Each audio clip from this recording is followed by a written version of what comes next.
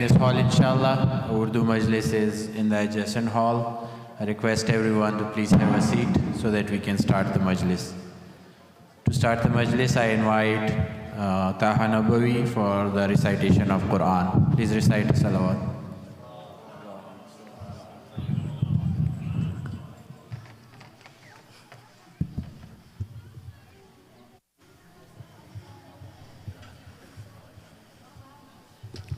صلوات على محمد وآل محمد.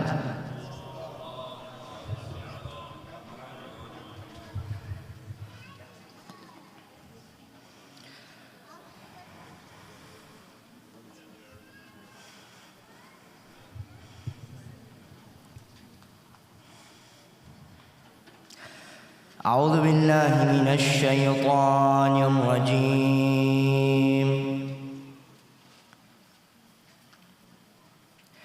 بسم الله الرحمن الرحيم.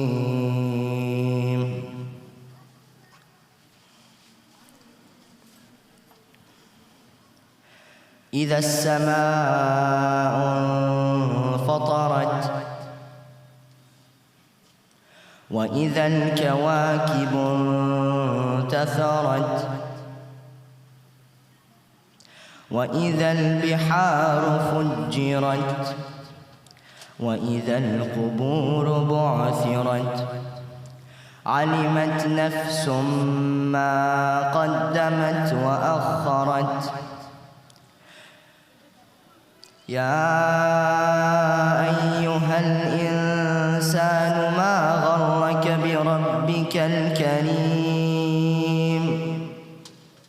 الذي خلقك فسواك فعدلك في أي صورة ما شاء ركبك. كلا بل تكذبون بالدين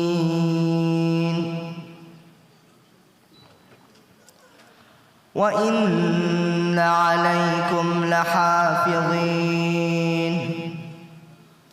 كراما كاتبين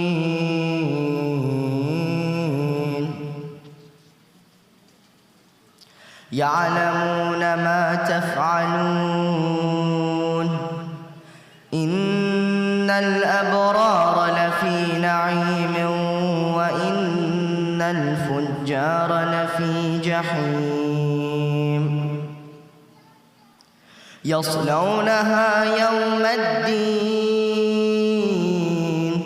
وما هم عنها بغائبين. وما أدراك ما يوم الدين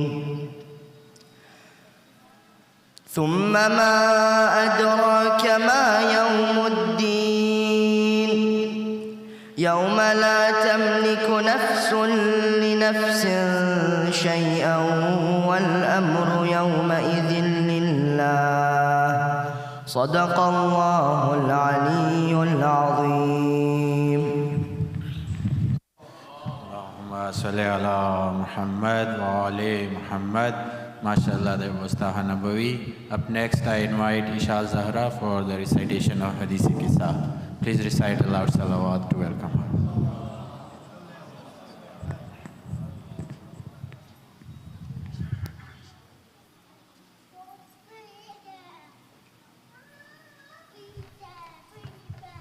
Salawat.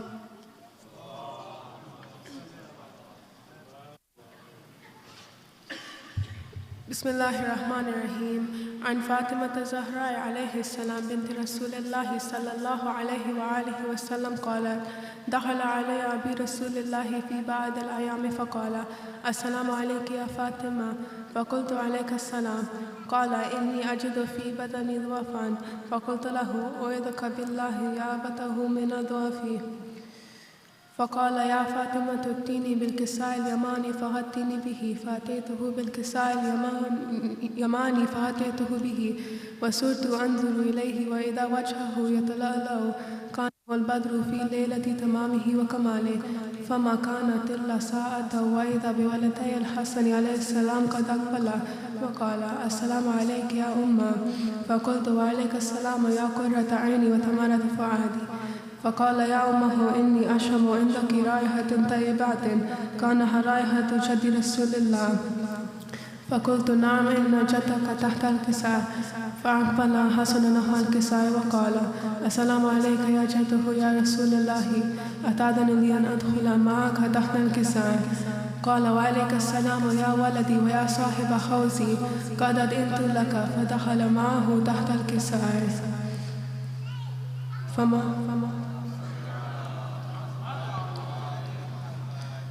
فما كانت إلا ساعة وإذا بولدي الحسين قد أقبل وقال السلام عليك يا أمة. فقلت وعليك السلام يا ولدي ويا قرة عيني وثمرة فؤادي. فقال لي يا أمه إني أشم عندك رائحة طيبات كانها رائحة جد رسول الله.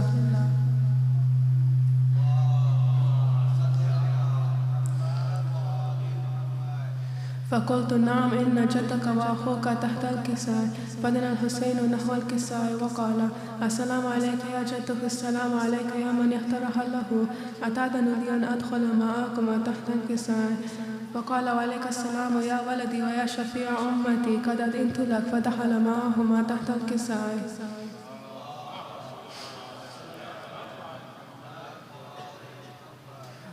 فأقبل عند ذلك أبو الحسن علي بن أبي طالب وقال السلام عليك يا بنت رسول الله. فقلت وعليك السلام يا أبا الحسن ويا أمير المؤمنين. فقال يا فاطمة إني أشم عندك رائحة طيبات كانها رائحة أخي وابن أمير رسول الله صلى الله عليه وآله وسلم. فقلت نعم ها هو مع ولديك تحت الكساء. فأقبل علي نحو الكساء وقال السلام عليك يا رسول الله، أتأذن لي أن أكون معكم تحت الكساء؟ قال له وعليك السلام يا أخي ويا وسي وخليفتي وصاحب لواعي، قد أذنت لك. فدخل علي تحت الكساء.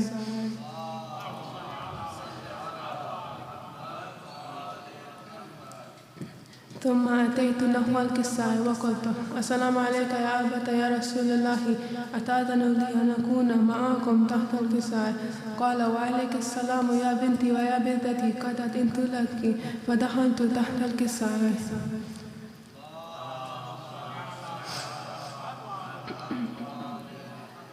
فلما اجتمعنا جميعا تحت الكساء أخذ برسول الله بطرفي الكساء وأومى بيده اليمنى إلى السماء وقال اللهم إن هؤلاء أهل بيتي وخصوتي وحمتي، لحمهم لحمي ودمهم دمي، يؤلمني ما يؤلمهم ويحزنوني ما يحزنهم، وأنا حرب لمن حاربكم وسلم لمن سالمهم وعدو لمن عاداهم ومحب لمن أحابهم، إنهم مني وأنا منهم، فاجعل صلواتك وبركاتك ورحمتك وغفرانك ورضوانك علي وعليهم، وأذهب عنهم الرجس وطهرهم تطهيرا.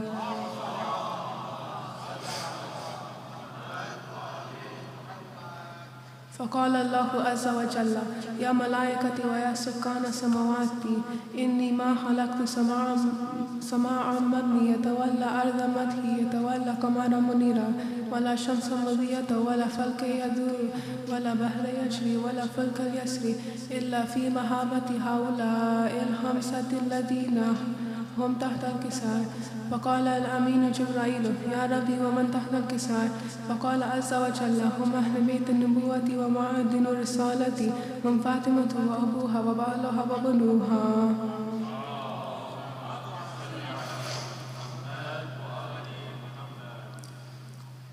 فقال جبرائيل يا ربي أتأذن لي أن أهبط إلى الأرض ليكون معهم سادسا؟ فقال له نعم قد أذنت لك. فهبط الأمين جبرائيل وقال السلام عليك يا رسول الله، العلي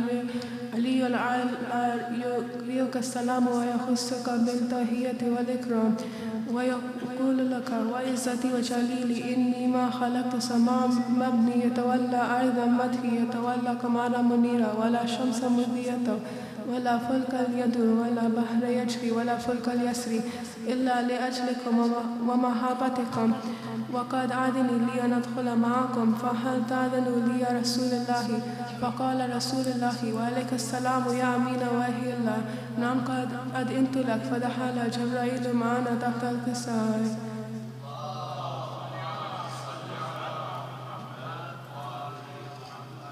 فقال لأبيه إن الله قد أوحى إليكم يقول إنما يريد الله ليذهب عنكم الرجس أهل بيت ويطهركم تطهيرا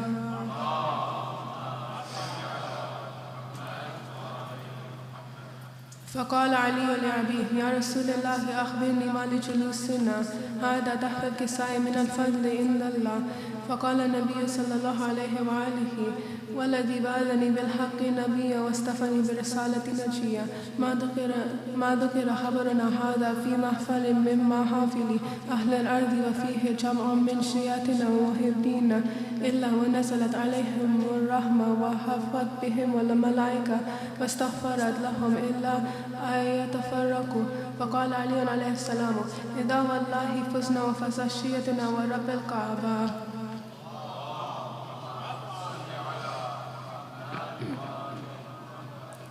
فقال أبي رسول الله صلى الله عليه وآله يا علي والذي بعثني بالحق نبيا واصطفاني برسالة نجيا ما ذكر خبرنا هذا في محفل من محافل أهل الأرض وفيه جمع من شياتنا ومحبين وفيه مهموم إلا وفرج له همه ولا مهموم إلا وكشف له همه ولا طالب حاجة إلا وقضى له حاجته فقال علي عليه السلام إذا والله فزنا وسودنا وكذلك شيعتنا فعزوا وسودوا في الدنيا والآخرة ورب الكعبة Muhammad wa ali Muhammad. MashaAllah, that was Ishal Zahra with the Hadith Qissa. Next, I would like to invite Muhammad Ibrahim for a salam. Sallu ala Muhammad wa ali Muhammad.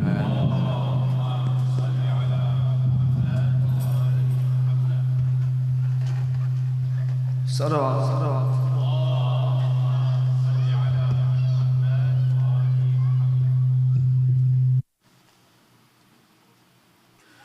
O daughter of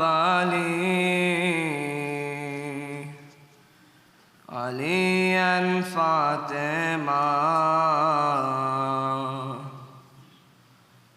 Ummul Masaib,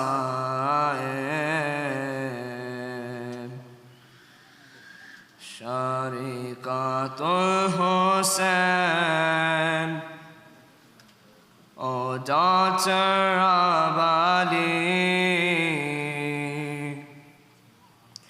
Ali and Fatima,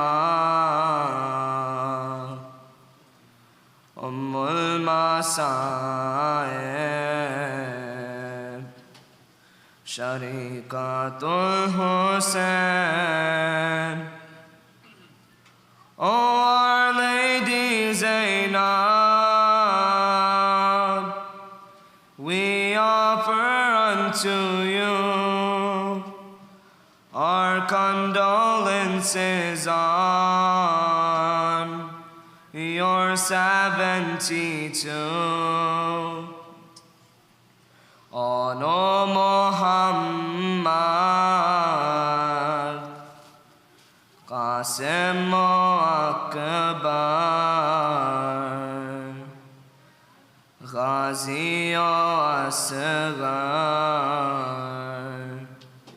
and your brother Hussein, O daughter of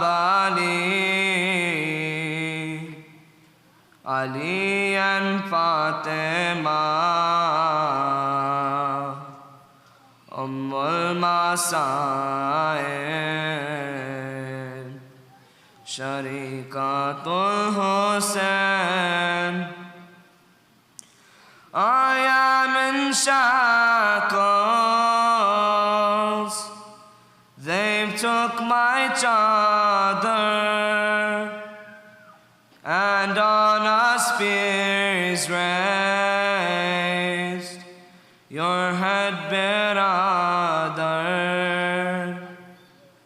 but faith is in my heart. Zainab will do her part to spread the message of Shahadatul Hussain. O daughter of Ali and Fatima, Ummul Masaib, Sharikatul Hussain. These sermons that you gave, O daughter of Ali, in Kufa and Damesh, defeated tyranny. Oh, little did they know the cursed Ashkiya. You took the Zulfiqar, Ba'de Qatl Hussain. O daughter of Ali and Fatima, Ummul Masaib,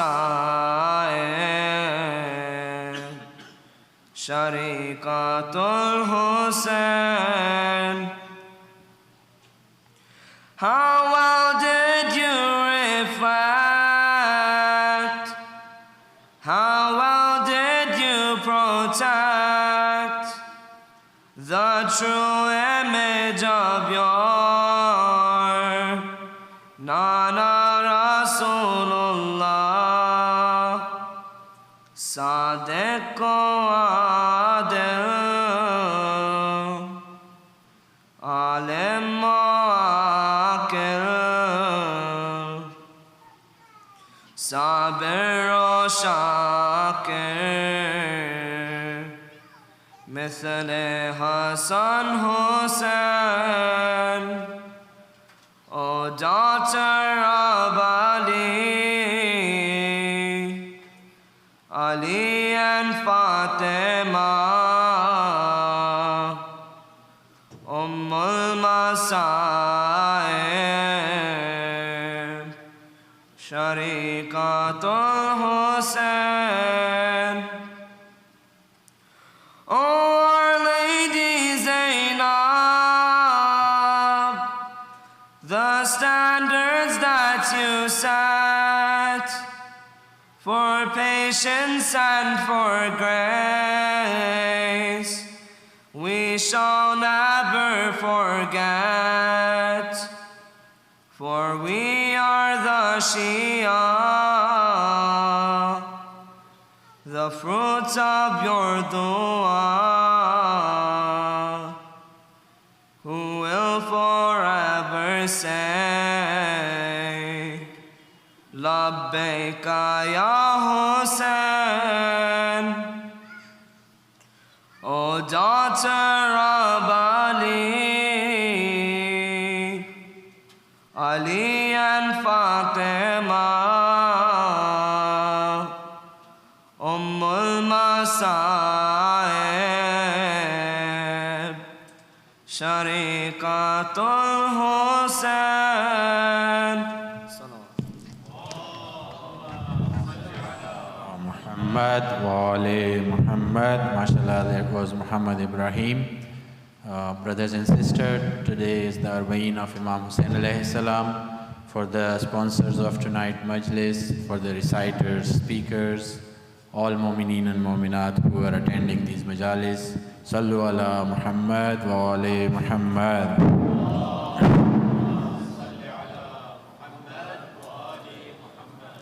Now I would like to invite Shaykh Reza Hemyari to address the Majlis tonight. Please recite a loud salawat. Allah.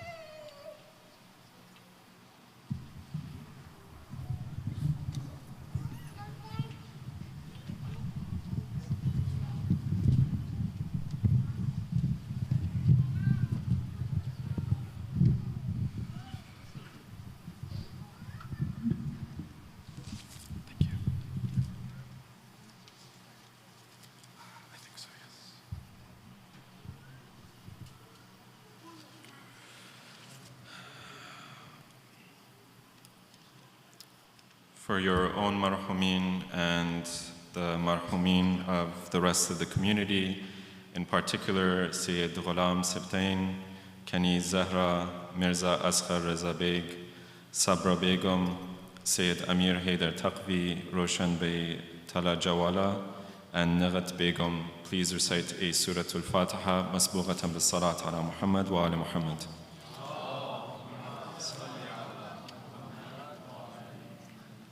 أعوذ بالله من الشيطان الرجيم بسم الله الرحمن الرحيم الحمد لله رب العالمين الرحمن الرحيم مالك يوم الدين إياك نعبد وإياك نستعين اهدنا الصراط المستقيم صراط الذين أنعمت عليهم غير المغضوب عليهم ولا الضالين صلوا على محمد وآل محمد.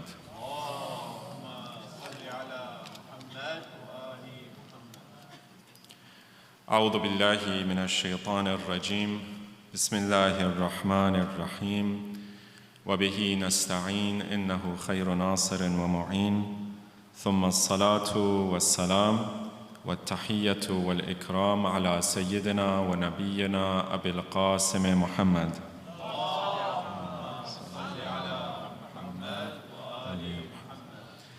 وعلى أهل بيته الطيبين الطاهرين المعصومين سيما بقية الله في الأراضين وحجته على الخلق أجمعين. اللهم صل على محمد وآل محمد. السلام عليك يا أبا عبد الله وعلى الأرواح التي حلت بفنائك. عليك مني سلام الله أبدا ما بقيت وبقي الليل والنهار ولا جعله الله آخر العهد مني لزيارتكم.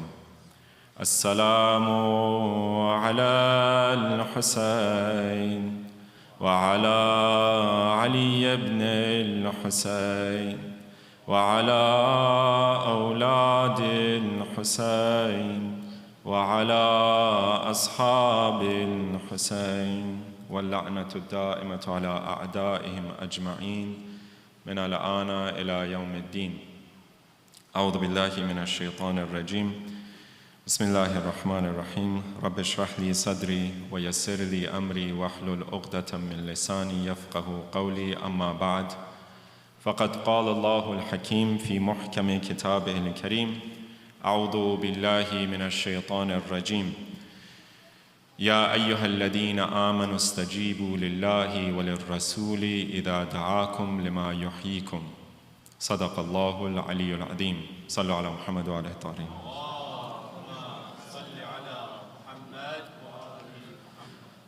Dear brothers and sisters in Iman, elders, Assalamu alaikum wa rahmatullahi wa barakatuh. In these past few nights, we have been commemorating the Arabeen of Abu Abdullah al-Hussein, and we have been reflecting on this ritual of ziyarat. We began with the definition and the concept of ziyarat, that ziyarat is a journeying towards an imam. And in particular for Arabeen, we are journeying and orienting ourselves towards Imam al-Hussein. It's not just a physical journey, but it is a spiritual one, just like the hijrat of the Prophet from one city to another that became the symbol for Islam, that we are moving from Jahiliyyah, an age of ignorance, to an age of Islam. And as well, ziyarat is an orientation and as well a physical journey, a spiritual and a physical journey towards one of our A'immah, or in particular Imam al-Hussein. The next night we talked about the creational aspect of ziyarat. Last night we mentioned the ethical dimension, the dimension of akhlaq, how we can acquire akhlaq by doing ziyarat, by going on this journey and orienting our hearts, our souls, and as well our minds towards the Ahlul Bayt. And we ended at this point, that we talk a lot about changing ourselves, about improving ourselves, about changing our akhlaq and our behavior towards others, and ultimately towards Allah. But one of the most beautiful and one of the shortcuts that Allah has set for human beings is through the emotion of love, the dimension of love. Mentioned that when a person becomes a parent, a father or a mother, a lot of times people are very selfish and then they become a parent. They have, Allah bestows them and blesses them with a son or a daughter. And then they become selfless. They think about another human being other than themselves. It's this love, this relationship of love that changes and has the ability to change a person's soul. Now we say that, and that's a very nice motto, right? A very nice slogan. But we have a lot of parents in this room. And a lot of times we might say that, okay, yes, I love my son or my daughter, but I still find the same problems in my heart and in my soul that I had before. And in fact, if I had not resolved those problems, then sometimes those problems become even worse. Maybe as children, we kind of feel this a little bit more. Yes, love can change a person's soul, but there are other requirements in a person and for a person to be able to become someone who is truly selfless, someone who is truly compassionate, and someone who is also at the same time truly wise. All of these different aspects of a human soul, when we are trying to fulfill that potential that Allah has placed within us, love is one of those shortcuts, but it is not the only shortcut. And it is not the only cause for us to be able to get good akhlaq. And this is one of the keys to understanding these ahadith that talk about ziyarat. Ziyarat, as I mentioned in various of our ahadith, the Ahlul Bayt say that if a person goes and does ziyarat to Imam Al Hussein, alayhi salam, sallu ala Muhammad,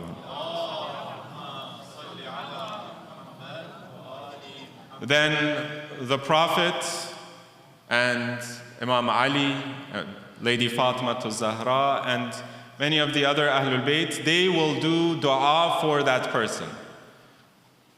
And according to some of our ahadith, the Imam, particular our sixth Imam, he asks, do you not want to become amongst those people who the Prophet himself, or who Lady Fatima herself, they do dua for you? But the idea here is not just that ziyarat in and of itself is alone. Ziyarat is an important piece, but that's not going to change our lives and transform us. It is one of the most important aspects of the life and the culture of the mu'mineen. But it is along with all of the other parts of our religion. And so we have to get a fuller picture of what our religion tells us. And this is one of the messages and the missions of the prophets themselves. I want to just mention this, and then we can move to our topic for tonight. There is, as I mentioned just a couple nights ago as well, there is a hadith of Amirul Mu'mineen, Ali ibn Abi Talib, alayhi salam, wherein Imam Ali, he tells us about the role and the job of the Anbiya, the prophets of Allah. And he says that Allah sends the prophets to human beings لِيَسْتَأْدُوهُمْ مِيثَاقَ فِطْرَتِهِ وَيُذَكِّرُوهُمْ مَنْسِيَ نِعْمَتِهِ وَيَحْتَجُّ عَلَيْهِمْ بِالتَّبْلِيغِ وَيُثِيرُ لَهُمْ دَفَائِنَ الْعُقُولِ. That the prophets came and they reminded people of the covenant that those people had placed with Allah. I mentioned in these past few nights that a lot of times we don't need people to come and tell us the very simple ethical guidelines that we all can understand and maybe we all know ourselves. Be kind to your parents, be respectful towards other people, want for other people as you want for yourself, all of these things. But then sometimes we actually need to be reminded of these very basic ethical principles, these basic morals that sometimes in our society we see people are forgetting more and more often. Think about, for example, what is courage? About a person who is brave. And we see on the news and on television that people are held up as being brave who hide behind their air forces and they bomb innocent children. Is that what bravery is all about?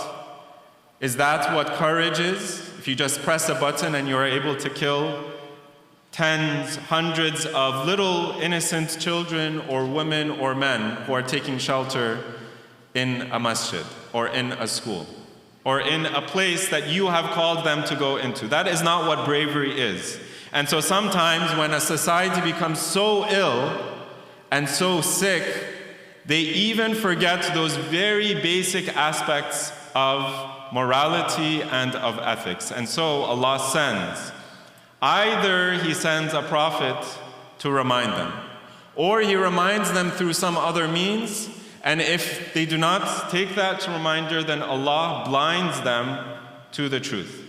And He gives them the space to fulfill their potential, not just of good, gives them some space, but also to fulfill their potential for evil, so that now they become a model for other people.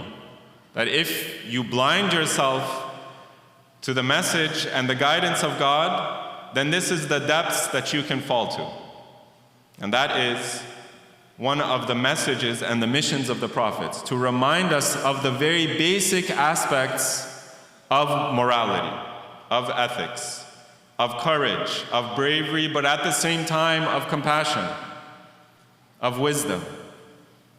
And so we see that the prophets, they dealt with their people as they found them. Sometimes the people of the prophets, they were a people who were courageous, or they were a people of wealth, and then the prophets would say, don't just be wealthy, give in your wealth and give of your wealth. Do not just have comfort for yourself, give the comfort and raise up those amongst you who are less fortunate than you are. In other words, the model that the prophets set was a model that allowed individuals in their societies to fulfill, and this is one of the points of Imam Ali, it's not just to remind them of those ethical principles, but also to allow them to fulfill and let their intellect come to its fullest fruition. And this is what one of those models that we have been talking about, one of the functions of a model is for me to take stock of my own soul, of my own life, and then I see how far or how close I have come to that model. So if, for example, I'm thinking about courage, a lot of times we take these stories that we mention in these majalis, the stories of Abbas, the stories of Ali al-Akbar, the stories of Imam Hussein, and we think of them as stories that we tell ourselves and maybe we make ourselves feel good. But no, in fact, these stories are a way for us not just to continue those traditions, but also for us to reflect on how far or how close I am to those stories, those models that we set for ourselves and for our children. Sometimes I feel like my iman isn't where it's supposed to be. And so I say, well, what would Amirul Mu'mineen, Imam Ali, do in this situation? Or I feel like sometimes my ikhlas isn't where it needs to be. And I compare myself, I set as my mirror Amirul Mu'mineen. Different parts of my life, I try to set that model in front of my eyes. And it is through that constant conversation that I have. We are, in the end of the day, human beings. We have ups and we have downs. We have moments when we feel like we are guided and everything is going right. And then we have moments when we feel like we just can't understand the very basic principles that Islam mentions. I read one ayah of the Quran one day, and I feel like, alhamdulillah, Allah has revealed something special to me. And then on a different day, I might read the same verse, or I might read a different verse, and that same ayah or a different ayah simply does not make much sense. How do we navigate these different parts of my life, those ups and those downs? And that is where the model becomes particularly important. And one of the models that the Ahlul Bayt set and they showed us throughout their life was a model of guidance and a very dynamic model. I want to just recite a few lines of one of the most beautiful ziyarat that we have from one of our later imams. This is ziyarat jami'a or ziyarat jami'a kabira. The imam says, Assalamu ala a'immatil huda wa masabihud duja wa alamut tuqa. I give my praise and my salutations and my greetings upon the imams of guidance and the lights of in the darkness and the pillars and the flags of piety. In Ziyarat Jami'a Kabira, again, which is from one of our later imams, the imams describe themselves in terms of hidayah, in terms of guiding their community according to the dictates, not just of Allah, but where their community found themselves. So sometimes the communities that the Ahlul Bayt found themselves, the problems that they had were one of fear or one of powerlessness. They were afraid of the Khalifa, and if they were to, for example, go towards ziyarat of Imam Al Hussein, they will be pointed out, and God forbid, either their livelihood would be at risk, or their family would be placed at risk, or even their own lives would be placed at risk. And so the Ahlul Bayt, they would, for example, give a different direction and give a different lesson to those individuals. At different parts in the lifetime of the Ahlul Bayt, they would say, for example, go out and do ziyarat, and they would encourage it. So they were looking at individual parts of and individual needs of the community. In other words, they were looking at where the community stood and what spiritual needs the community had. And they would tailor their guidance according to that spiritual need. All with the idea and with the thought in mind that there is a goal that this community is going towards. There is a growth that this community needs to have. And this is the same idea that we have to have in our own individual as well as our own communal lives. That we are on a path, but ultimately we are looking for growth. In the beginning, when we read the ziyarat, we read it simply as a ritual. You might read Ziyarat Ashura. It is recommended to read it every single day. In the beginning, you read it, and Allah reveals something to you. You might read it in Arabic, and then you might read the translation afterward, and you say, well, mashallah, Ziyarat Ashura is one of the most beautiful ziyarat. If we have enough time, we can mention that Ziyarat Ashura is not only one of the most authentic. It has a very authentic history of the ziyarat. But also it reflects all of the concerns of the mu'mineen and all of the needs of the mu'mineen at the time of Imam Muhammad al-Baqir and Imam Ja'far al-Sadiq alayhi salam.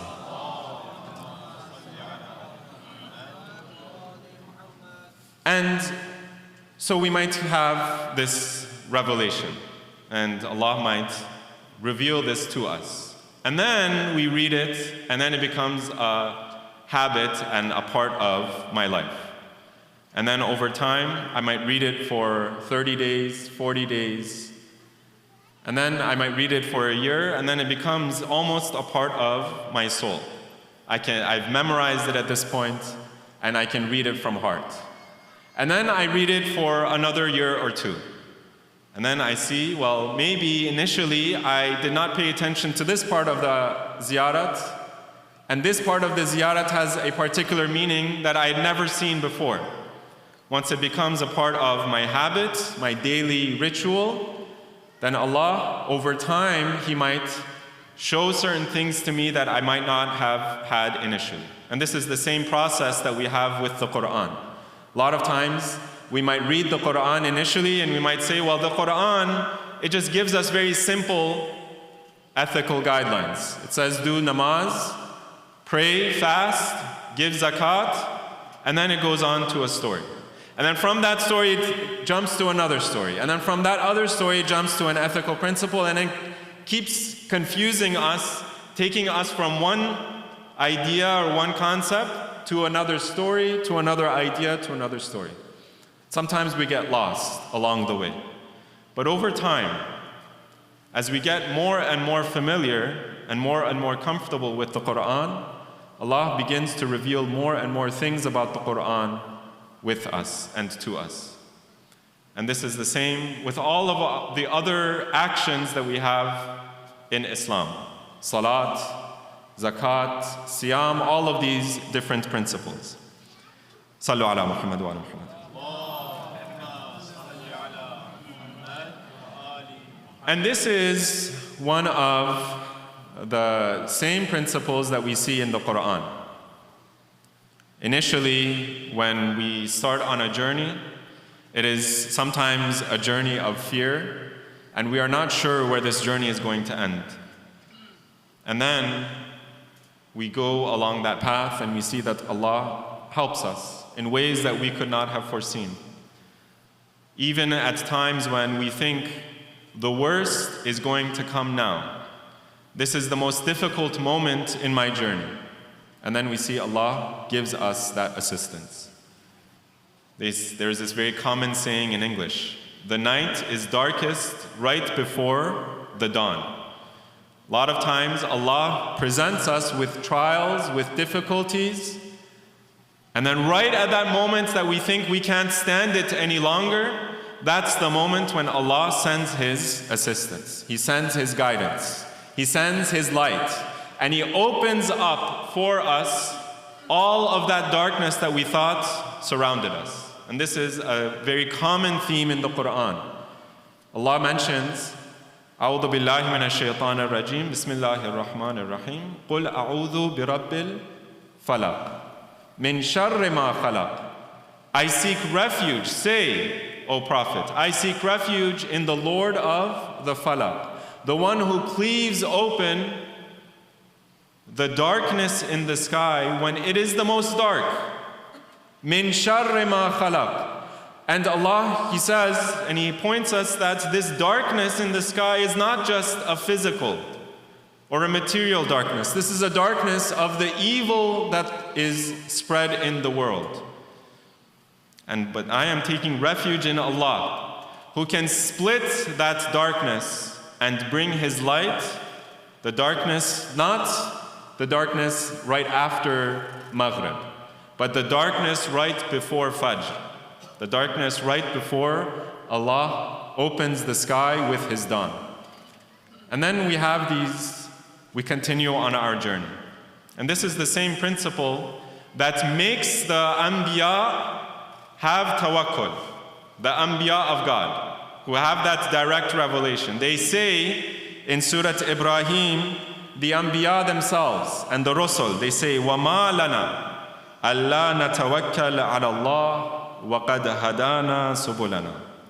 What is with us? Why should we not have true tawakkul, have all of our trust in God, when He has in the past guided us on our path? وَلَنَصْبِرَنَّ عَلَى مَا آذَيْتُمُونَ. And the Anbiya, they say, not in normal times, but in times when you, our own people, the people that we have come to guide, It is at these moments that we will have patience in the face of the difficulties that you place in our lives. وَعَلَى اللَّهِ فَلْيَتَوَكَّلِ الْمُتَوَكِّلُونَ وَعَلَى اللَّهِ فَلْيَتَوَكَّلُ الْمُتَوَكِّلُونَ. And it is upon Allah and in Allah that the people who have tawakkul, they place their trust. So when we look in the history and the teachings of the Ahlul Bayt, initially the Ahlul Bayt, they were faced with a community that was under siege. During the time of Imam Zainul Abidin alayhi salam,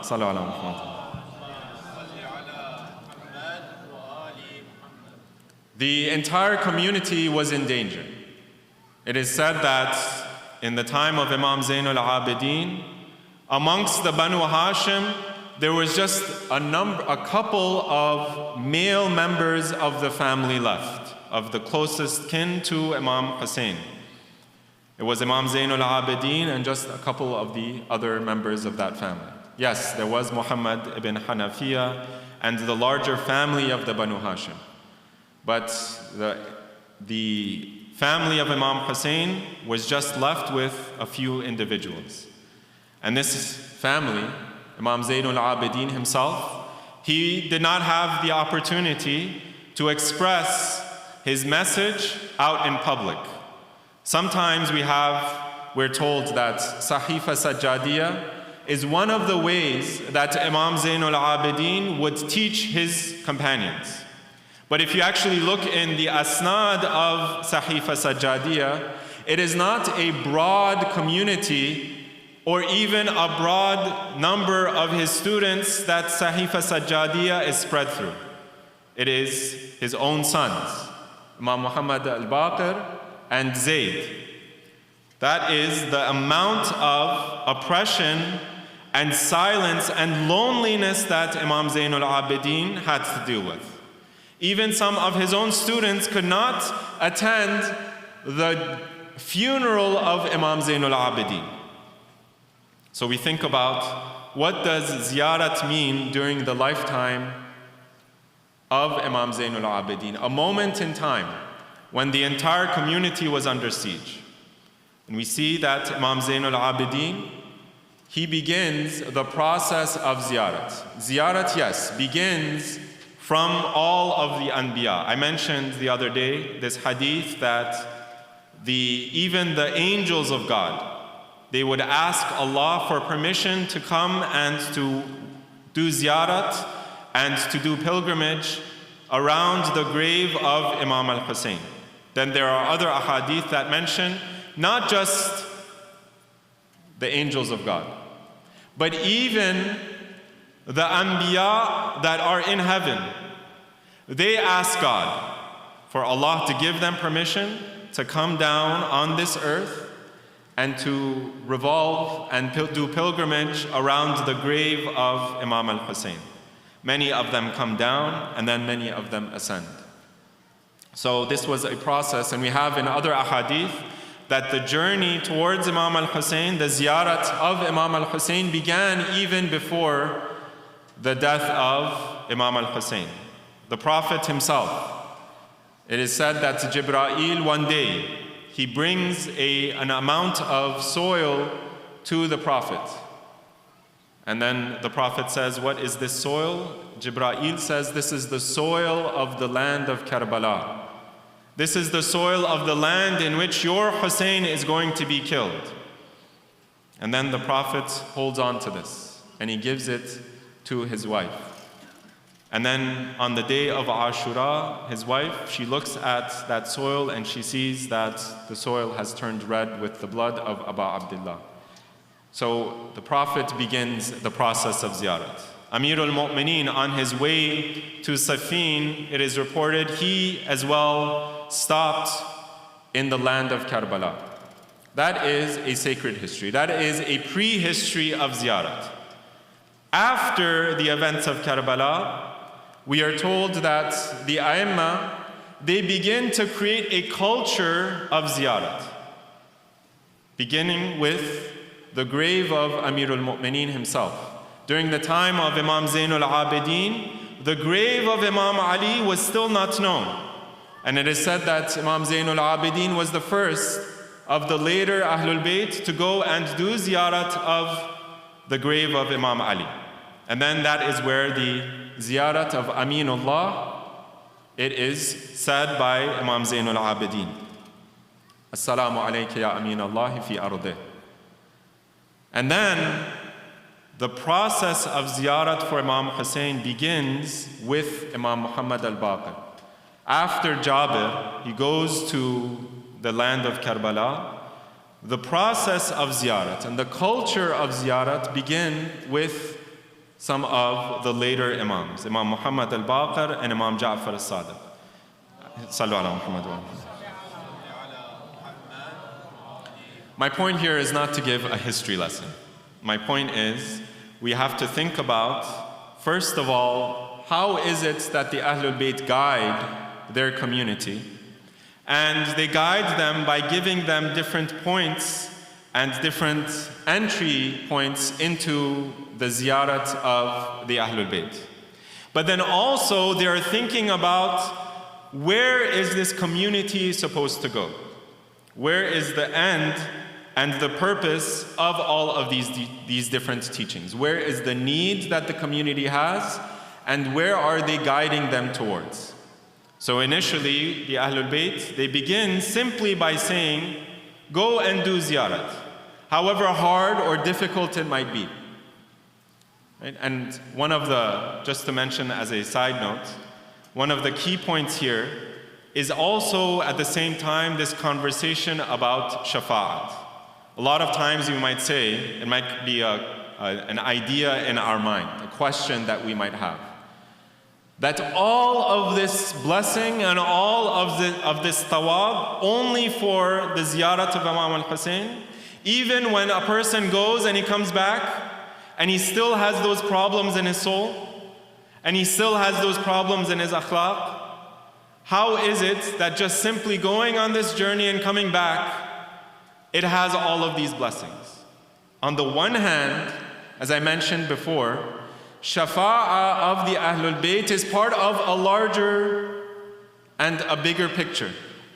Shafa'ah of the Ahlul Bayt requires us to have every other part of our practice and our belief in line as well. So I cannot just go and do ziyarat and come back and then expect that God is going to forgive all of my sins. Yes, ziyarat is one of those key components, and it orients my heart towards the Ahlul Bayt.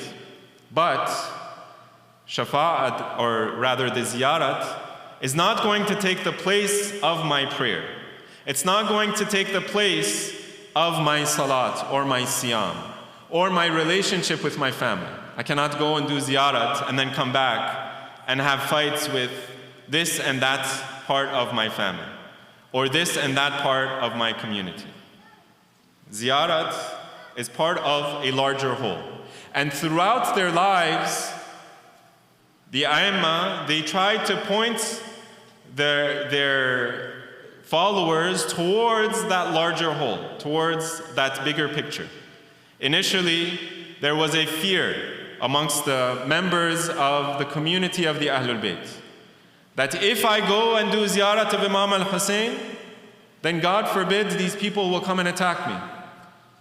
And it is said that the Ahlul Bayt, at times when even their own followers were afraid, they would tell them, it is okay. If you are brought to danger, then Allah will compensate you for that danger. If someone comes and tries to attack you, then Allah will protect you. And then at other times they say, if you want to do ziyarat, then do ziyarat on your way towards Mecca and on your way towards Medina. So on one hand, the Ahlul Bayt, they're taking in mind and consideration the amount of danger that their followers had to face. And sometimes they would give one direction and sometimes they would give another. There were moments when the Ahlul Bayt were trying to create this ritual of ziyarat. They wouldn't focus on the amount of knowledge that a person has, or how much a person understands who the Imam actually is. They would just encourage their followers to go and do ziyarat. And in one report from Imam Ja'far as-Sadiq alayhi salam, the Imam looks to one of his companions who had come from the city or the land of Iraq, from the city of Kufa. And he says, this person is asking the Imam, how should I do ziyarat of the shuhada of Medina? We're thinking about creating a ritual, creating a culture of ziyarat. This person comes and asks the Imam, how should I do ziyarat of the shuhada of Medina? The Imam looks at this person and he says, where are you from? The person says, I am from Kufa. I'm from the land of Iraq. The Imam says, what is with you, the people of Iraq? When you have an Imam, when you have a grave and a place of ziyarat that is worth more than any of the other shuhada that you can find in the city of Medina, why do you come all of this way and try to do ziyarat here when you can do even a better ziyarat closer to where you are? And so the Imam encourages them to do ziyarat of Imam Al Hussein. In one instance, in the ziyarat of Ashura, we see the same principle occurring. That's the Imam, he begins to describe to his followers that the ziyarat of Imam Al Hussein is particular and over and above many of the other ziyarat. In another instance, we're thinking about all of the different dimensions of ziyarat. The ziyarat, the words themselves, they tell us, they try to give us some of that insight. The Imam is, Assalamu alayka ya thar Allahi wa ibn tharih. The person who Allah, he seeks vengeance for the blood of Imam Al Hussein. Wal witr al mawtur. And the one whose blood was spilled, and Allah will take vengeance of that blood. In another ziyarat, the Imam connects the life and the mission of Imam Al Hussein back to the rest of the Anbiya. We want to think about the mission of Imam Al Hussein. We think about the same mission as the other prophets. And so we read Ziyarat Waritha. Assalamu alayka ya waritha Adam safwatillah. Assalamu alayka ya waritha Nuhan nabiyillah. So we think not just about Imam Al Hussein's journey, but the journey of all of the prophets. Go back to Ziyarat Ashura. See that at a moment when the Muslims, during the time of Imam Muhammad al-Baqir and Imam Ja'far as-Sadiq, the Muslims were looking towards an uprising called the Banu Abbas. And they had all of their hopes in this political solution to all of that danger that they found themselves in. There were people who would be hunted down, even members of the Ahlul Bayt. They would rise up, and then the Banu Umayyah would quash and quell those uprisings with the most vile and the most bloodiest of armies.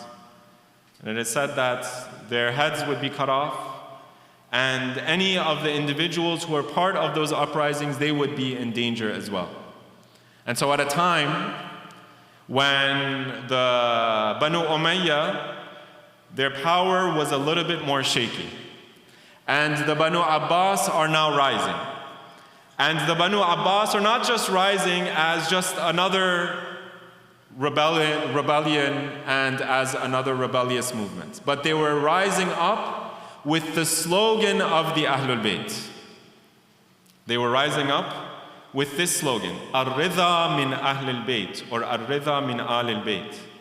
The one individual who Allah Himself is satisfied with from amongst the family of the Ahlul Bayt. So their slogan was the slogan of the Ahlul Bayt. What does Imam Sadiq and Imam Baqir in Ziyarat Ashura, what do they mention? The need of the community is a need of safety and a need of protection. But at the same time, the community is putting their hopes in another uprising. an uprising that seems like it is going to succeed.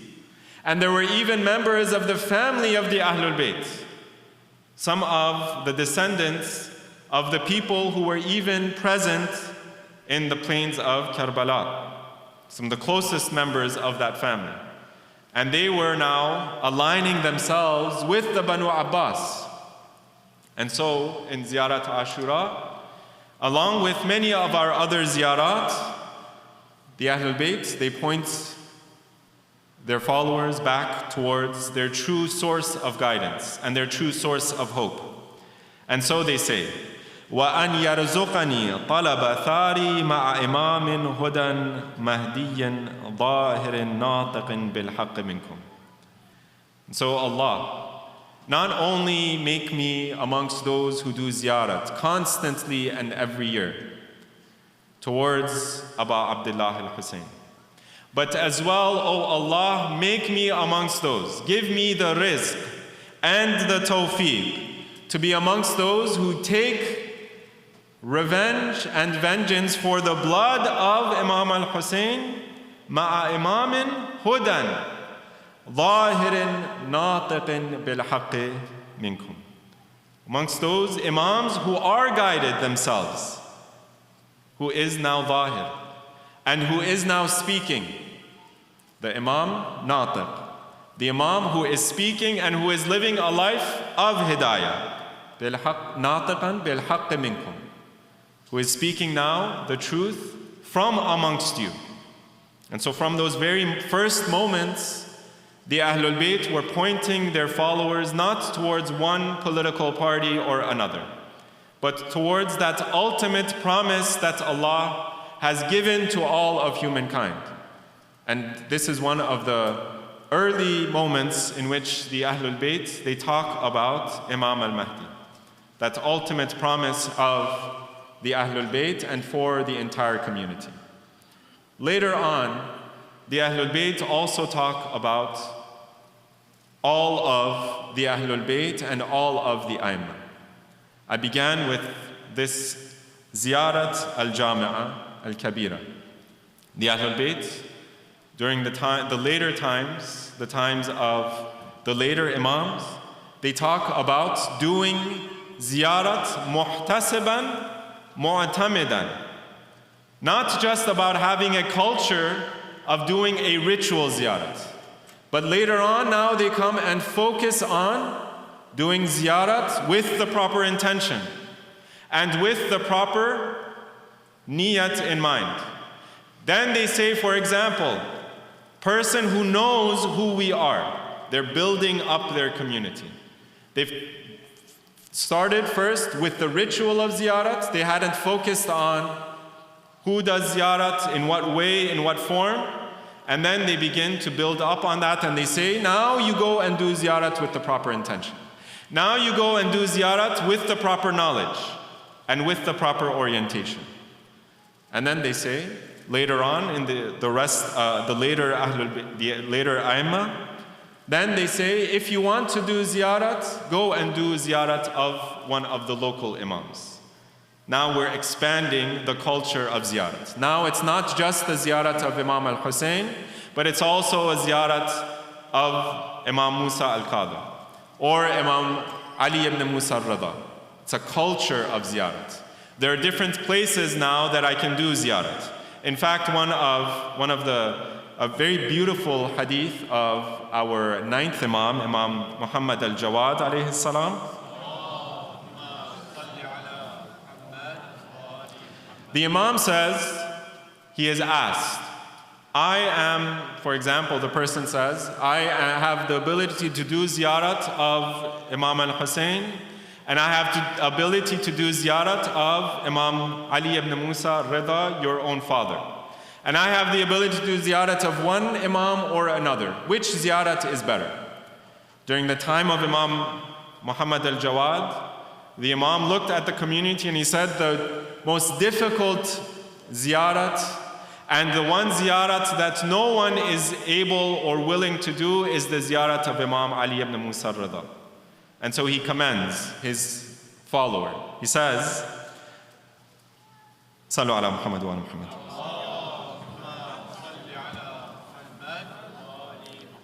Ziyaratu Abi Afdal. The ziyarat of my father, Imam Ali ibn Musa al-Rida, is better than even the ziyarat of Imam al-Hussein. Because the Imam saw that at that time, during the time of Banu Abbas, people going towards Imam Ali ibn Musa al-Rida, that was the most difficult thing. Everyone is going and doing ziyarat of Imam al-Hussein. That culture had already been established. وَذَلِكَ أَنَّ أَبَا عَبْدِ اللَّهِ يَزُورُهُ كُلُّ النَّاسِ وَأَبِي لَا يَزُورُهُ إِلَّا الْخَوَاصِ. Everyone, by the time of Imam Muhammad al-Jawad, everyone, even people who were outside of the school of the Ahlul Bayt, they would go and do ziyarat. So in other words, this had become a culture not just of the mu'mineen, but of the Muslimin themselves.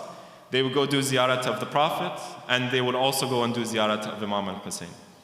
And then Imam Muhammad al-Jawad, he says, only the khawas, only the special followers of the Ahlul Bayt, those people who know the true status of the Imam, they are the ones who go and do ziyarat of my father, Imam Ali ibn Musa al-Rida. And so it's better for you to now revert or change your direction and go and do ziyarat of that Imam. And then it is said that when the Imam is asked, is it better for me to do ziyarat of Imam Musa al-Kadhim or Imam Hussein?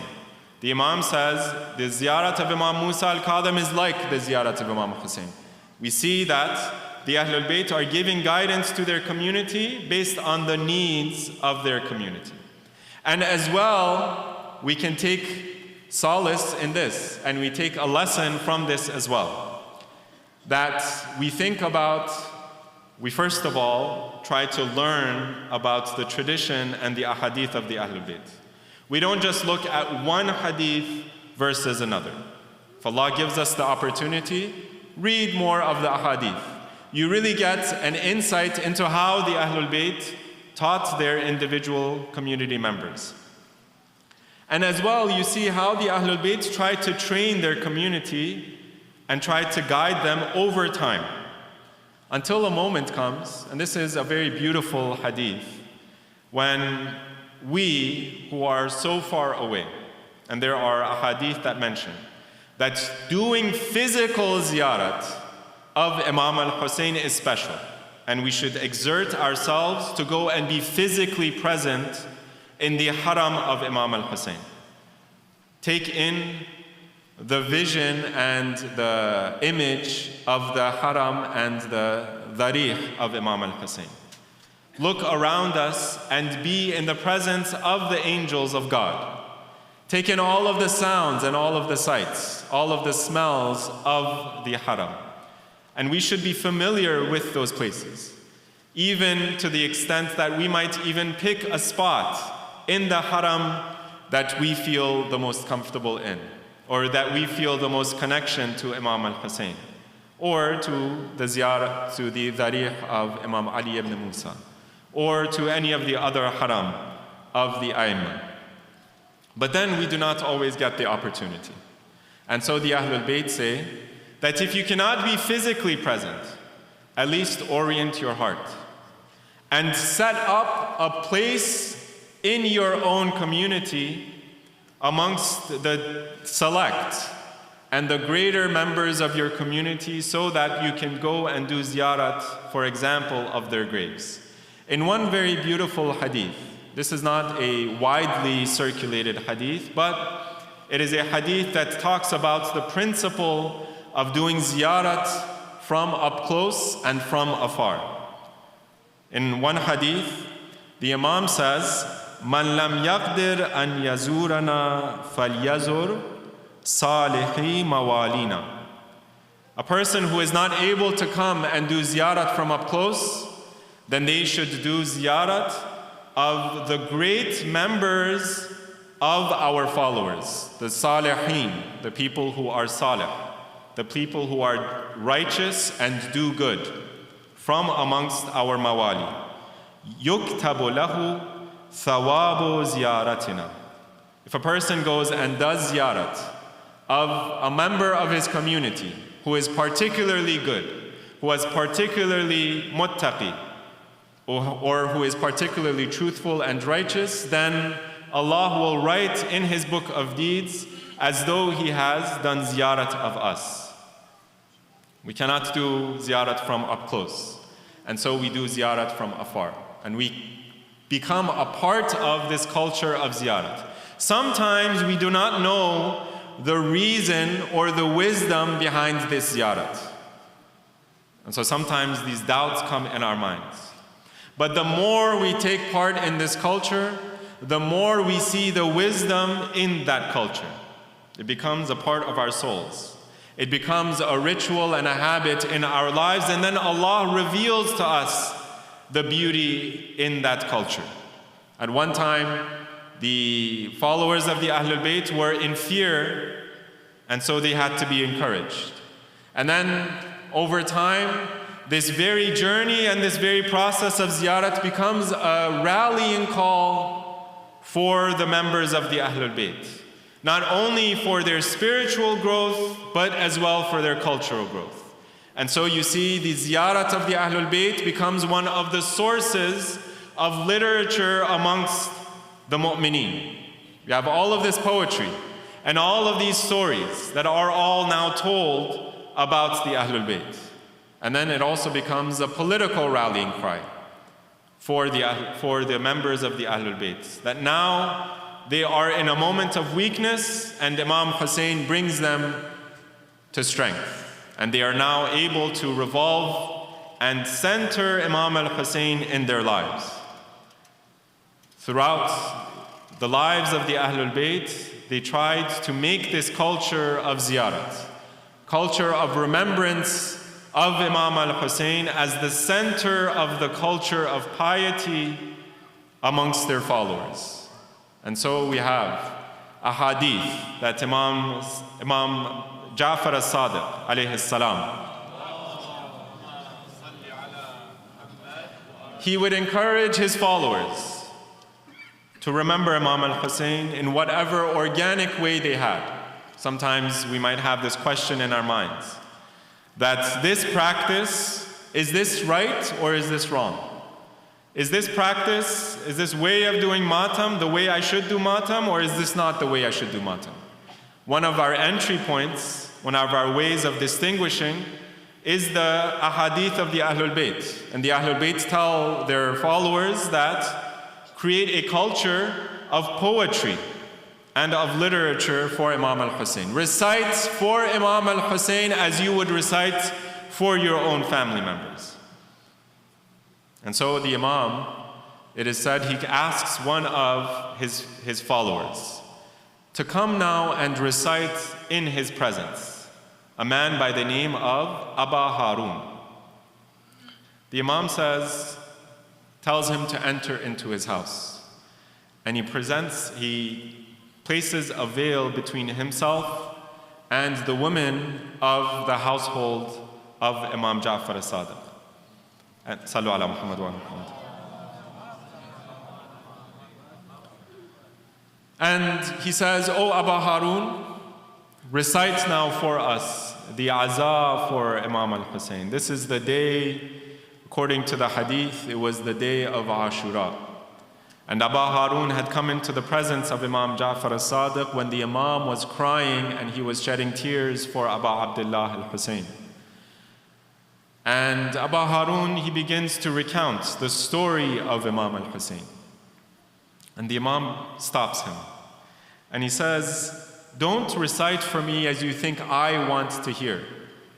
Recite for me as you recite for your own family members, for your own mother if she has passed away, for your own father if he has passed away. Recite for me with the depths of your heart and from the depths of your heart."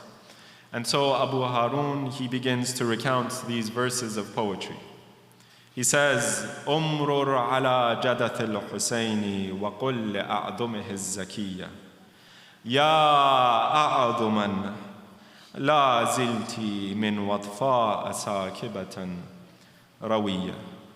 I pass by the grave and the bones of Hussein, pass by those bones and say to those bones that I still remember you and I still shed tears over your tragedy and over your death.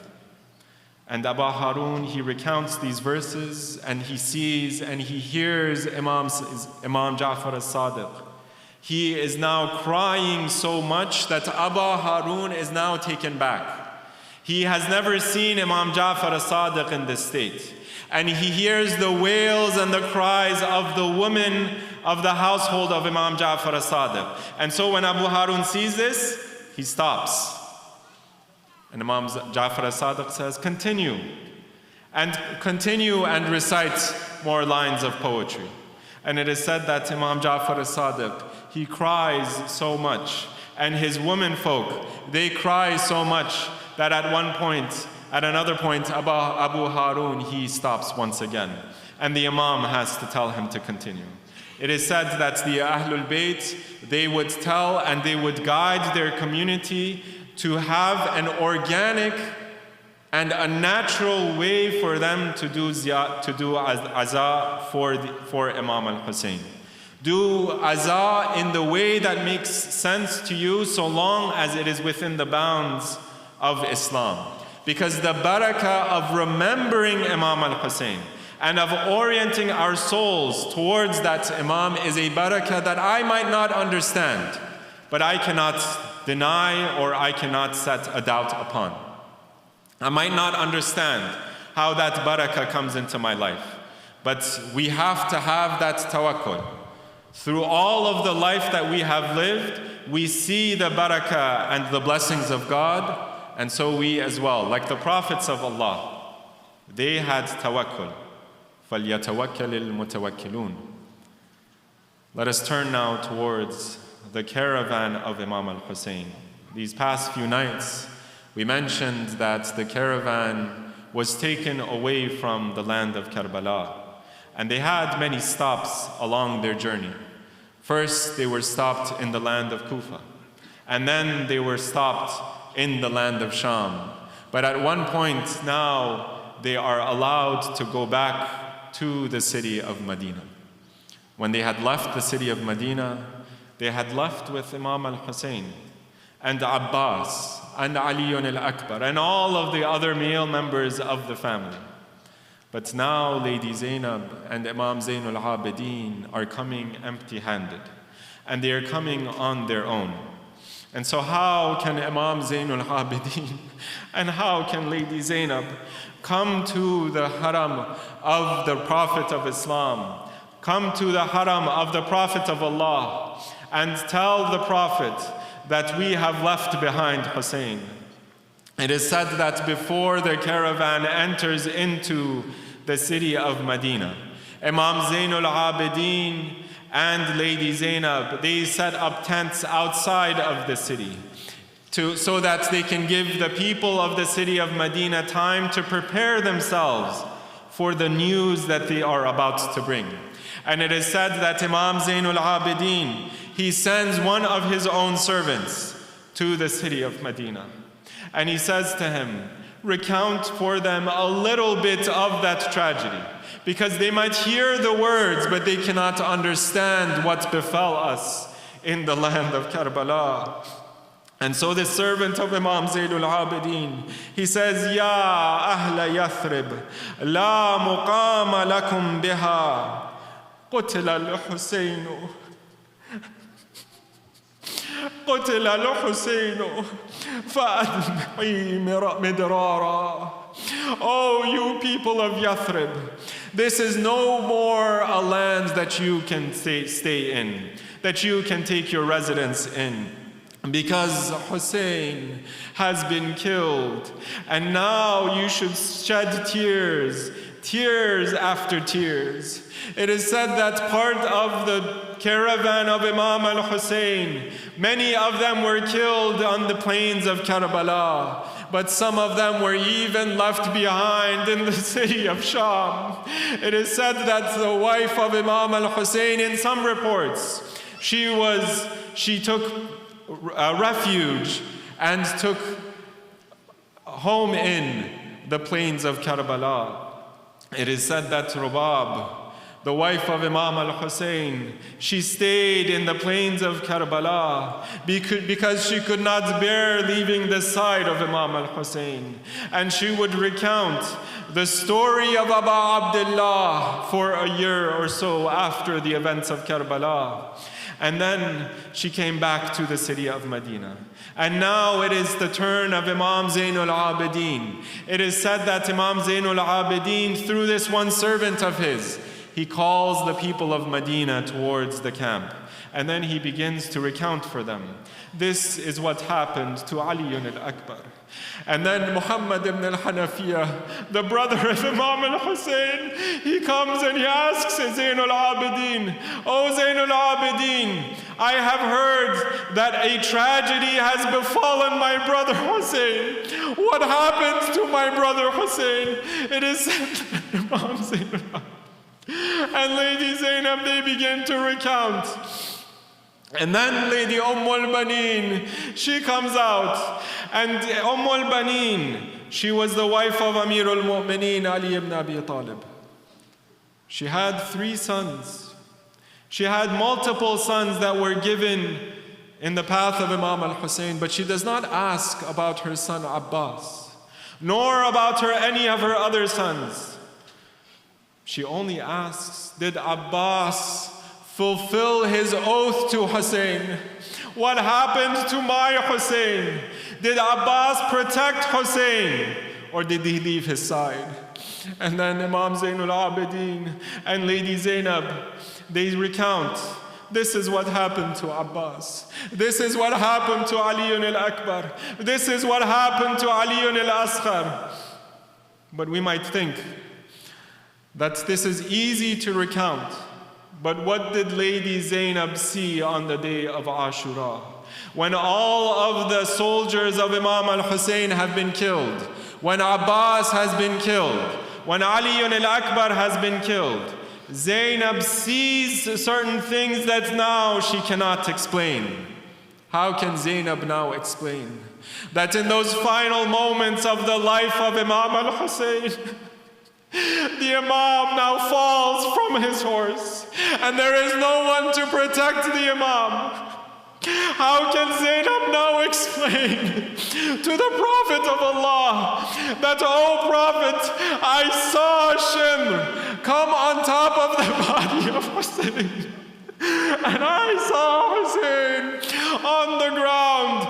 In certain reports it is said that Imam al-Hussein was lying on his back, and in other reports it is said that Imam al-Hussein was prostrating on the ground. It might be easy for us to think that Imam al-Hussein, his neck is now cut, but it is a different story to see that in real life. If Imam al-Hussein was lying on the ground, it is said that Shimr now comes and sits on top of the chest of Hussein, and he draws his dagger, and now Zainab is watching on, and she cannot do a thing. And so she cries out, "Wa Muhammadah, wa Aliya, hada Husaynun murammalun bid-dima." Oh Prophet, oh Muhammad, oh Ali, this is now your Hussein, who is on the ground, and he is now covered in his own blood. وَسَيَعْلَمُ الَّذِينَ ظَلَمُوا أَيَّ مُنْقَلَبٍ يَنْقَلِبُونَ مَاتَ الْحُسَيْنُ.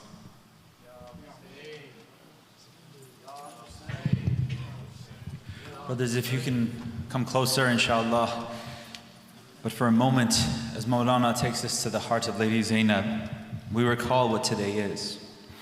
Because Ashura is Hussein, and Ashura was the blood of Hussein, and Ashura was the blood and sacrifice of the men who died for Hussein. But this Arabeen may be Hussein, Arabeen may be the blood of Hussein, but Arabeen is also the suffering of Sajjad in memory of his father Hussein. Arabeen, the scream of the young girl fleeing the burning tents, running away from the enemies of Hussein. Arabeen is the treacherous path from Karbala to Sham on foot. Arba'een is the sun-blistered skin of the daughters of Hussein. Arba'een is the loneliness of the orphan of Hussein. The orphans, as they were paraded city after city, being struck by barbs and rocks alike. Arba'een is the toddler clutching her father's severed head, speaking her final words to her father and dying for Hussein. Arba'een is Lady Zainab, tired and broken, yet still valiantly tending to the children of Hussein. Indeed, Arba'een is Hussein, and it's the blood of Hussein and the sacrifice of the men of Hussein. But Arba'een is also Imam Sajjad, Bibi Sukaina, Bibi Rughayya. Arba'een is Lady Zainab, and most of all, Arba'een is the pain and suffering of the family of Hussein. And witnessing it all and suffering through the sufferings of the family of Imam Hussein is Lady Fatima az-Zahra, the tearful mother of Hussein. Since Karbala, for since the first Arba'een, nearly 14 centuries, every man and woman who loves the Ahlul Bayt has made a promise to our mother, Lady Fatima az-Zahra. Abad wallah ya Zahra ma nansa Husayna. Abad wallah ya Zahra ma nansa Husayna. We swear by Allah, O Lady Zahra, never shall we turn away from Hussein, never shall we forget your Hussein. Abad wallah ya Zahra ma nansa Husayna. Through thick and thin, through health and pain, Zahra will never forget your Hussein. Through thick and thin, through health and pain, Zahra will never forget your Hussein. Through thick and thin, through health and pain, Zahra will never forget your Hussein. Through thick and thin, brothers, through health and pain, Zahra will never forget your Hussein. Through thick and thin, through health and pain, Zahra will never forget your Hussein. through thick and thin, through health and pain, Zahra will never forget your Hussein. Imam Hussein, we mourn and we weep when we recall your sacrifice. Asghar and Akbar, Qasim and Abbas, Karbala floods tears to our eyes. Through thick and thin, through health and pain, Zahra will never forget your Hussein. Through thick and thin,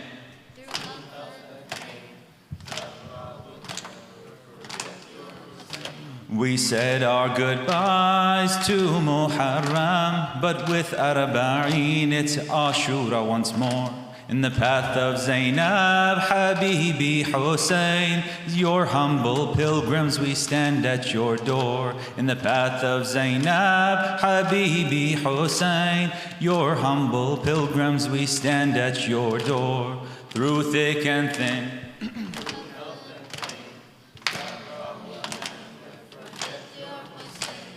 through thick and thin,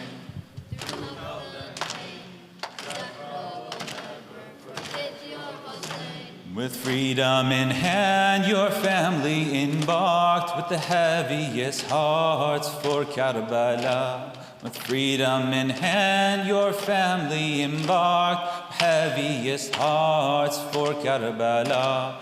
They reached your grave, how painful a sight. Their wails and their cries shook the throne of Allah. Through thick and thin, through health and pain,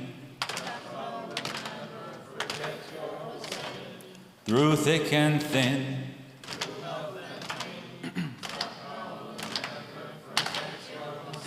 with broken bodies and sorrowful souls, they came to the grave of their martyred Imam. Ali Sajjad and his aunt Zainab told Hussein of the evils of Sham. Ali Sajjad and his aunt Zainab told Hussein of the evils of Sham. Through thick and thin, through health and pain, through thick and thin, through health and pain, Zahra will never forget your Hussein. Your daughters Hussein, together they walk towards a lone grave on Al-Qamas shore. Your daughters Hussein, together they walk towards a lone grave on Al-Qamas shore. They stood at the bank by Abbas's grave to bid a salam to their uncle once more. They stood at the bank by Abbas's grave to bid their salam to their uncle once more. Through thick and thin, through health and pain, Zahra will never forget your Hussein. Through thick and thin, through health and pain, hear now our cries, O Lady Zahra. In sorrow we weep for your son's tragedy. So long as Allah shall keep us alive, we mourn your Hussein, we await your Mahdi. So long as Allah shall keep us alive, we mourn your Hussein and await your Mahdi. Through thick and thin, through health and pain, Zahra will never forget your Hussein. Through thick and thin, through health and pain, Zahra will never forget your Hussein. Ya Hussein, Ya Hussein, Ya Hussein, Ya Hussein, Ya Hussein, Ya Hussein, Ya Hussein. Zainab has said, oh people, what has happened to my house? Yesterday it was so full, now it's full of emptiness. Zainab has said, oh people, what has happened to my house? Yesterday it was so full, now there's only emptiness. Zainab has said, oh people, what has happened to my house? Everyone. Yesterday it was so full, Now there's only emptiness. Zainab has said, oh people, what has happened to my House. yesterday it was so full, now there's only Emptiness. Lila son Ali Akbar, who looked like my grandfather. Then I saw his dead body. What has happened to my house? Zainab has said, oh people, what has happened to my house? Yesterday it was so full, now there's only Emptiness. the guardian of my veil of bars went out just to fetch water. He had lost his arms and died. What has happened to my house? Zainab has said, oh people, what has happened? To my house. Yesterday it was so full, now there's only Emptiness. Farwasan Qasim went into the war and fell. His mother saw him in pieces. What has happened to my house? Zainab has said, oh people, What has happened to my house? yesterday it was so full. Now there's only emptiness. Banu Sanali Asr couldn't sleep in his cradle. He slept on the burning sand. What has happened to my house? Zainab has said,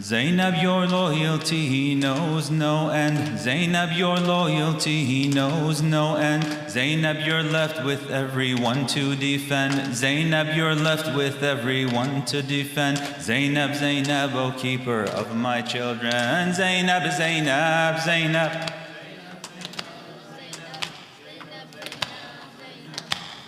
Zainab, Zainab, Zainab. Zainab, Zainab, Zainab, Zainab, Zainab. Louder, brothers. Zainab, Zainab, Zainab. زینب ای واله و مهویت اغول زینب ای واله و مهویت اغول زینب ای دختر زهرای بتول زینب ای دختر زهرای بتول زینب ای روشنی چشم رسول زینب زینب زینب زینب زینب Zainab, Zainab, Zainab. Zainab, your voice revives Zahra and Ali. Zainab, your voice revives Zahra and Ali. O noble sister, O most precious to me. O noble sister, O most precious to me. Zainab, go forth with the strength of Nabi. Zainab, go forth with the strength of Nabi. Zainab, Zainab, Zainab. Zainab, Zainab, Zainab. Zainab, Zainab, Zainab. Zainab, Zainab, Zainab. Yeah. زينب زينب زينب يا أبا الفضل يا أبا الفضل يا أبا الفضل يا أبا الفضل together يا أبا الفضل يا أبا الفضل يا أبا الفضل رقيا رقيا رقيا رقيا رقيا رقيا رقيا يا سكينة سكينة سكينة سكينة سكينة سكينة سكينة سكينة سكينة علي أكبر علي أكبر علي أكبر علي أكبر علي أصغر علي أصغر علي أصغر علي أصغر حسين حسين يا حسين حسين حسين يا حسين حسين حسين يا حسين حسين حسين حسين حسين حسين حسين حسين حسين حسين حسين حسين حسين حسين حسين يا حسين يا حجة ابن الحسن عجل على ظهورك يا حجة ابن الحسن عجل على ظهورك نسألك اللهم وندعوك باسمك العظيم الأعظم الأعز الأجل الأكرم بحق الزهراء وأبيها وبعلها وبنيها وبسر المستودع فيها. We call upon Allah together 10 times, brothers and sisters. Ya Allah, Ya Allah, Ya Allah, Ya Allah, Ya Allah, Ya Allah, Ya Allah, Ya Allah, Ya Allah, Ya Allah. يا الله يا رحمن يا رحيم يا مقلب القلوب ثبت قلبي على دينك وقلوبنا يا أرحم الراحمين. Oh Allah, for the sake of Hussein and his family, عجل يا الله في فرج المهدي عجل يا الله في فرج المهدي عجل يا الله في فرج المهدي. With your loudest of Ameens, brothers and sisters, join me in these short du'as. Oh Allah, hasten the reappearance of our Imam Sahib al-Zaman. Oh Allah, hasten the reappearance of our Imam Sahib al-Zaman. Heal the aching heart of Lady Zahra and her daughter Lady Zainab with the return and rise of Sahib al-Zaman. Oh Allah, put an end to all of earth's oppression. Bring ease and freedom from harm to our brothers and sisters in Iman, our brothers and sisters in Islam, and all of the people who are suffering all throughout the world. Heal our sick and ailing loved ones. Forgive our departed friends and family and bless them with Jannah. Free our incarcerated brothers and sisters. O Allah, our friends and family who have traveled to Iraq, who have made the effort to walk the noble path of ziyarah to Karbala, return them to their homes safely and with full hearts. a moment for each of us to silently ask Allah our hajat and our own wishes.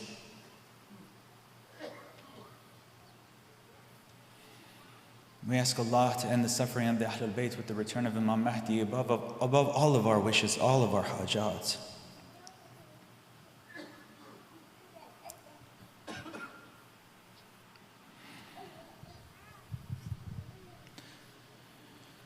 وعجل اللهم في فرج مولانا وصاحبنا صاحب العصر والزمان. Bismillahir Rahmanir Rahim. Taqabbalallah amalakum. May Allah accept all of your aza and all of your dua. Inshallah, let us turn towards the Qibla and give our final salams for these majalis, orienting our hearts towards Abu Abdullah al-Hussein. Bismillahir Rahmanir Rahim. Allahumma anta as-salamu wa minka as-salamu wa laka as-salam wa ilayka ya'udu as-salam. Subhana rabbika rabbil izzati amma yasifun wa salamun ala al-mursalin walhamdulillahi rabbil alamin. Assalamu alayka ayyuha an-nabiyyu wa rahmatullahi wa barakatuh. السلام على الأئمة الهادين المهديين. السلام على جميع أنبياء الله ورسله وملائكته. السلام علينا وعلى عباد الله الصالحين. السلام على علي أمير المؤمنين. السلام على فاطمة الزهراء سيدة نساء العالمين. السلام على الحسن والحسين سيدي شباب أهل الجنة أجمعين. السلام على الحسين وعلى علي بن الحسين وعلى أولاد الحسين وعلى أصحاب الحسين. السلام على علي بن الحسين زين العابدين. السلام على محمد بن علي باقر علم النبيين. السلام على جعفر بن محمد الصادق. السلام على موسى بن جعفر الكاظم. السلام على علي بن موسى الرضا. السلام على محمد بن علي الجواد. السلام على علي بن محمد الهادي. السلام على الحسن بن علي الزكي العسكري. السلام على الحجة بن الحسن القائم المهدي. عجل الله تعالى فرجك وسهل الله مخرجك وجعلنا من أعوانك وأنصارك وشيعتك والمستشهدين بين يديك. السلام عليكم جميعا ورحمة الله وبركاته. صلوات.